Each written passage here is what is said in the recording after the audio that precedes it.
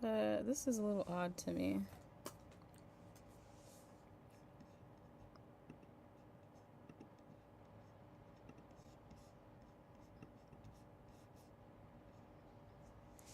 This is weird.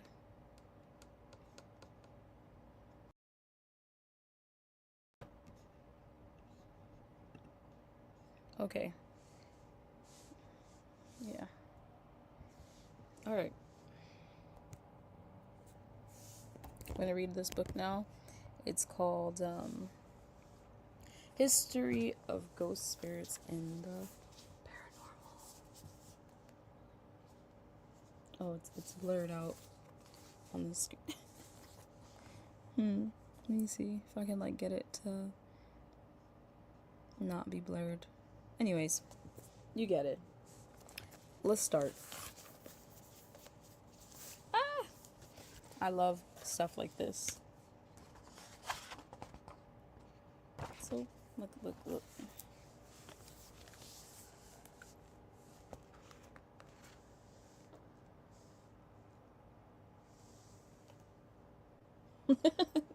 It's like I'm doing like a, you go to the library as a kid and they're like reading to you. History of Ghosts, Spirits, and the Supernatural. This is so cool. Like the snake. Look at it. Look at the snake. Ooh. It's nice. I would get that tatted, not gonna lie. Beautiful. Thank you for the sub. Context. Okay, so the first chapter is called Asking the Ancestors. Ancient World.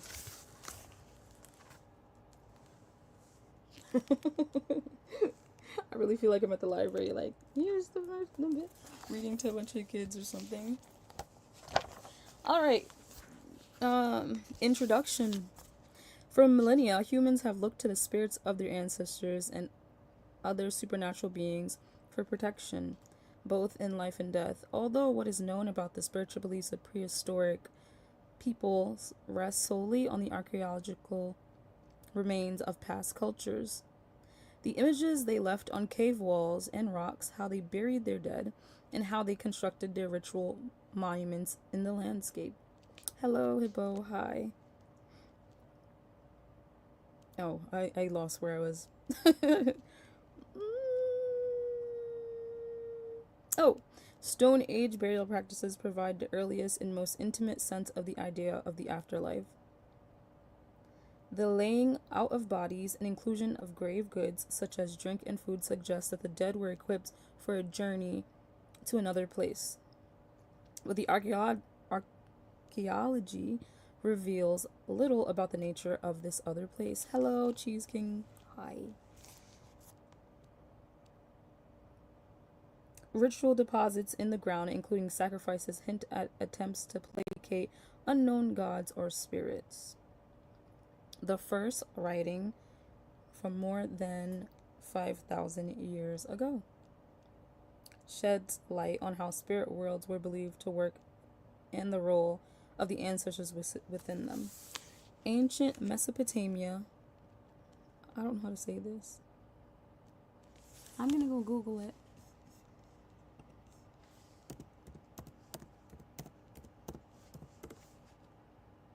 How do you pronounce this?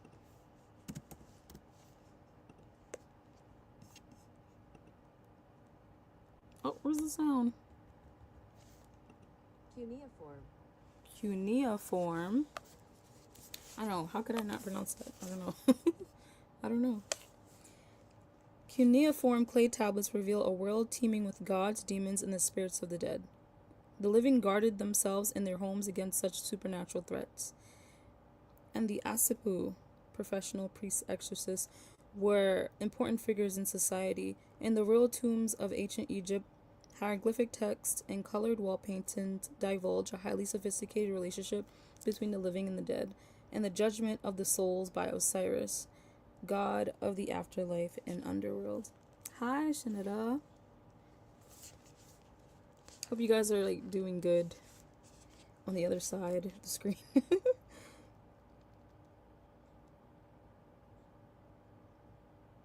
Okay, Osiris, god of the afterlife and underworld.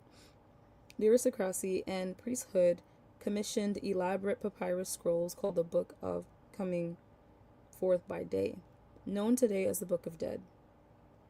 Book of the Dead.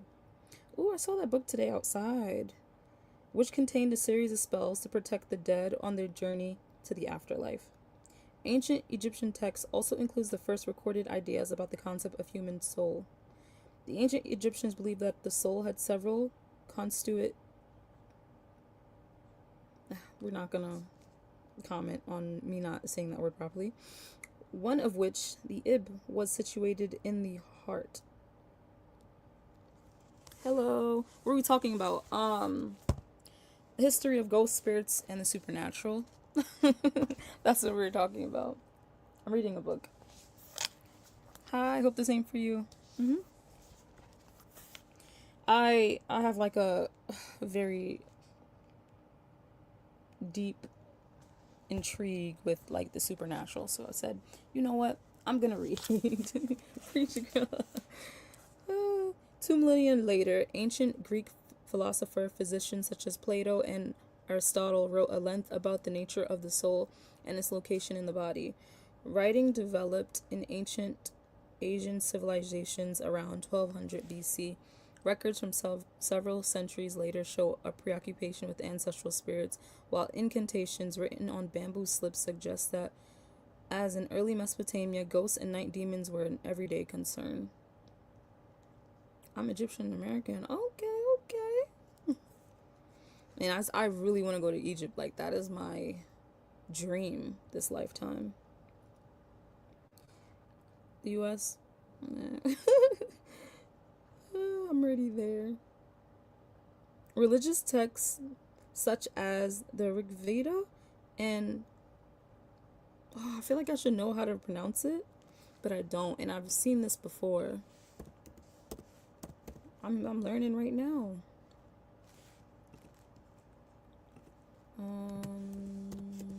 Pronounce it. Upanishads. I've seen this before. Upanishads of Hinduism include the first references to the concept of reincarnation. Instead of entering an afterlife, the immortal soul is believed to transmigrate to another body, human or animal, upon biological death. This idea of rebirth can be found in Eastern religions such as Buddhism and Hinduism, in classical Greek philosophy, and in ancient, non-literary religious traditions around the world. By the time of the Western Han Dynasty in China and the Roman Empire in the West, the range of human ideas about death, the soul, and afterlife that shaped the world's major religions had already been recorded. These early sources also provide clues to the beliefs that led prehistoric human ancestors to create their enigmatic monuments. Next year, come with me. I would love to. Like, seriously, I would love to. Just subscribe. I'll subscribe back. I'm so serious. Like, I really want to go. Here's a spell in the ancient Egyptian Book of the Dead. I am noble, I am a spirit, I am equipped. O all you gods and all you spirits, prepare a path for me. That's so pretty. I like that spell. Let's look. Wait, let's see. I'm trying to see if we can see. Looks like ghosts. It's very interesting. I'm trying to see.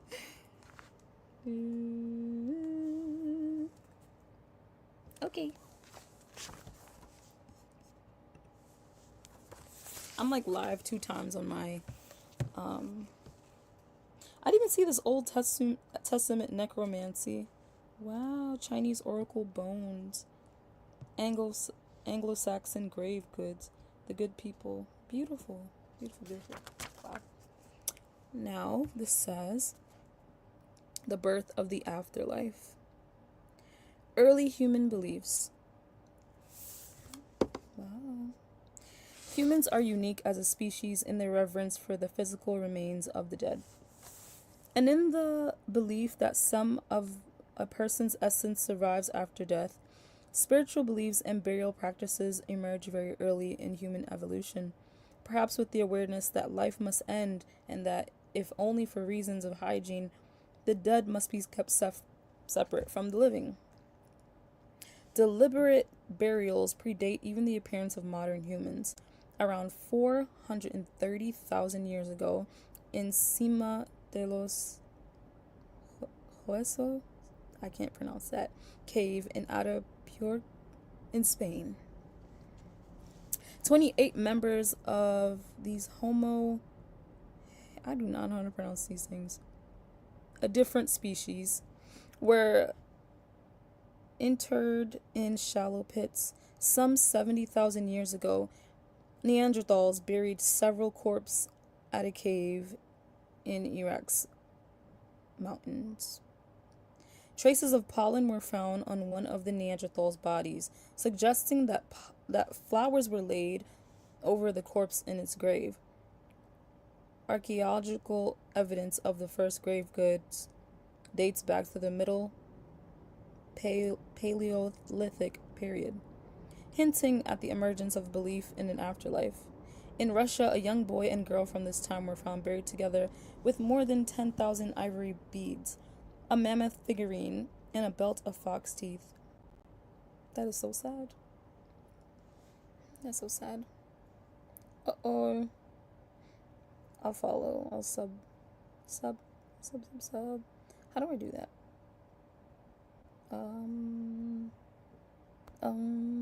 Just subscribe to me, honey. I'm trying to subscribe to you. I don't even know how to do it. Pin message? I just realized the finger, like. That's funny.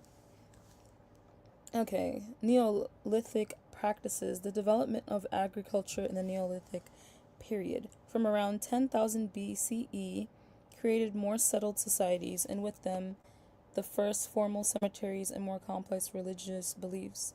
The increasing evidence of grave goods such as pottery, beads, agriculture, implements, and flint arrowheads buried in the Neolithic graves suggests that in these societies, the deceased were believed to have needs beyond the death that must be met.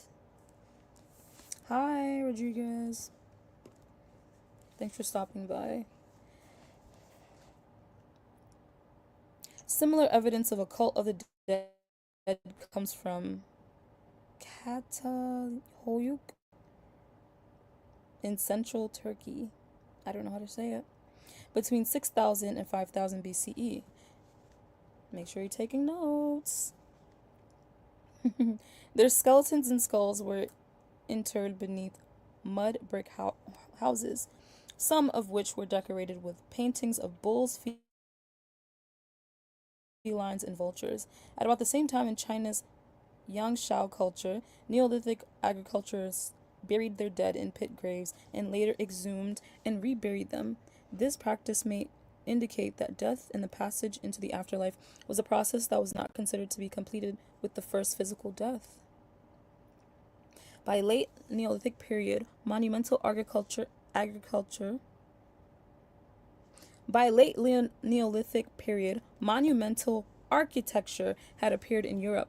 Large megalithic structures such as Stonehenge in the UK and stone alignments in the Karnak in Brittany, France, appeared to line up with cosmic bodies, suggesting a belief in the connection between cosmic bodies, the living bodies of worshippers, and the dead bodies of ancestors.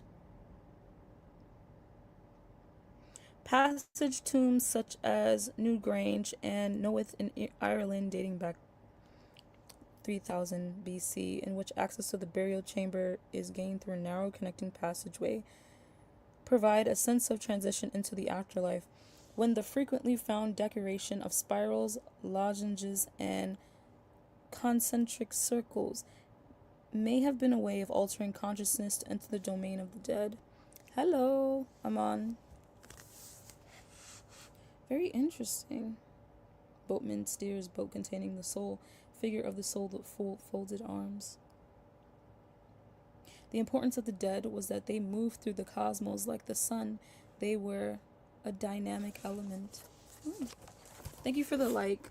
I'm going to show you the images. This is a passage to the underworld, long eastern passageway that leads into the interior of the tomb in Nowith, Ireland. I don't know if I'm saying that right. I'm probably not. That's so interesting. And here is the pottery that they made.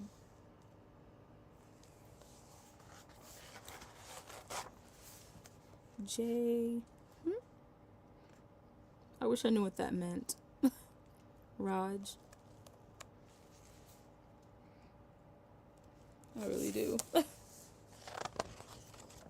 J. Shuram. G.